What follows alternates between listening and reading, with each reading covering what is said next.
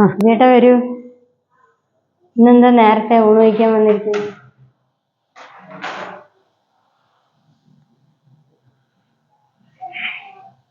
എന്ത് പറ്റി നേരത്തെ വന്നിരിക്കുന്നു? ഇന്നിപ്പോൾ കർക്കിടക മാസമല്ലേ, അപ്പോൾ കടയിലൊക്കെ വളരെ വർക്ക് കുറവാണ്. വെറുതെ ഇരുന്ന് സമയം കഴിച്ചിട്ട് കൂട്ടണ്ട പറഞ്ഞിട്ട് 12 ആയപ്പോൾ എന്തായാലും ഭക്ഷണം കഴിച്ചിട്ട് പോവാ പറഞ്ഞിട്ട് വന്നതാണ്. ദിവ്യ ഭക്ഷണം വിളമ്പ്. ഭക്ഷണം കഴിച്ചിട്ട് വേഗം പോട്ടെ.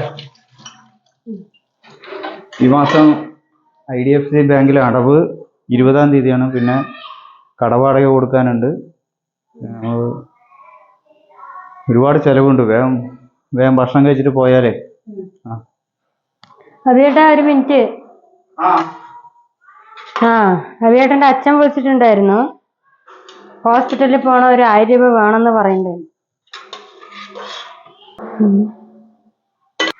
എൻ്റെ കയ്യിൽ എവിടെ നിന്നാണ് ഇപ്പൊ പണം? കടയിലാണെങ്കിൽ വർക്കും കുറവാണല്ലോ. അത് പറഞ്ഞാൽ പോരല്ലോ അഭിയേട്ടാ, അങ്ങനെ പറഞ്ഞിട്ട് കാര്യമില്ലല്ലോ. നിങ്ങളല്ലാതെ വേറെ ആരാ കൊടുക്കുക? ഒരു കാര്യം ചെയ്യും, എൻ്റെ കമ്മൽ ഞാൻ ഊരിത്തരാം. അതുകൊണ്ട് പണയം വെച്ചിട്ട് കാര്യമില്ല. ഇപ്പൊ വിറ്റാലല്ലേ കാര്യങ്ങൾ നടക്കുള്ളൂ. വാടകയും എല്ലാം കൊടുക്കണ്ടേ? കറക്റ്റ് സമയത്തിന് കൊടുക്കണം. അവർ EMI അടയ്ക്കാനുള്ളതാണെന്ന് പറഞ്ഞു.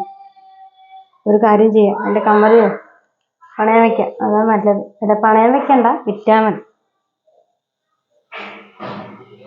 അദ്ദേഹത്തിന്റെ ഫീസും അടച്ചിട്ടില്ല. അപ്പൊ അത് പണയം വെച്ചത് കൊണ്ട് ഒന്നും നടക്കില്ല.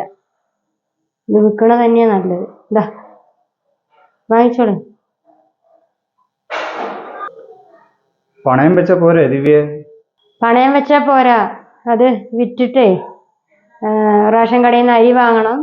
പിന്നെ പച്ചക്കറി ഇല്ല അദ്ദേഹത്തിന്. പിന്നെ A4 ഷീറ്റ് വാങ്ങണം, പെൻസിൽ വാങ്ങണം. പിന്നെ എന്താണ്, അച്ഛന് പൈസ മറക്കാണ്ട് 1000 രൂപയും കൂടി കൊടുത്തിട്ട് വരും. എന്നാ ശരി, ഭക്ഷണം കൊടുക്ക് ദിവ്യ. ഞാൻ ഭക്ഷണം കഴിച്ചിട്ടേ നേരെ പോയിട്ട് കടയിൽ പോയിട്ട് അങ്ങനെ സാധനം വെച്ചിട്ട് പോവാ. വീട്ട് അവിടെ ഇരിക്കും, ഭക്ഷണം ഇപ്പൊ കൊണ്ടുവരാം. നമ്മുടെ കയ്യിൽ ഉണ്ടെങ്കിലും ഇല്ലെങ്കിലും നമ്മൾ ചെയ്യേണ്ട കടമകൾ ചെയ്യണം. കല്യാണം കഴിഞ്ഞു എന്ന് വെച്ചിട്ട് ഇപ്പൊ എന്റെയും മോന്റെ കാര്യം മാത്രം നോക്കിയാൽ പോരല്ലോ ചേട്ടാ. അപ്പൊ നോക്കാണ്ടിരുന്ന പിന്നെ ഞാനാണ് അതിന്റെ ഉത്തരവാദിത്തം.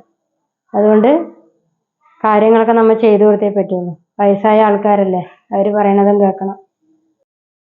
നാളെ നമുക്കും പ്രായമാവും എന്നുള്ള ബോധത്തോടുകൂടി പ്രവർത്തിക്കുന്ന ഈ മരുമകളെപ്പോലെ നമ്മളുടെ കുടുംബത്തിലെ പ്രായമായിട്ടുള്ള അച്ഛനമ്മമാർക്ക് മരുന്ന് വാങ്ങുവാനോ ആശുപത്രിയിൽ പോകുവാനോ ഒരു നേരം ഭക്ഷണം കൊടുക്കുവാനോ മടിക്കുന്ന മക്കൾ ഈ വീഡിയോ നിർബന്ധമായിട്ടും കാണണം.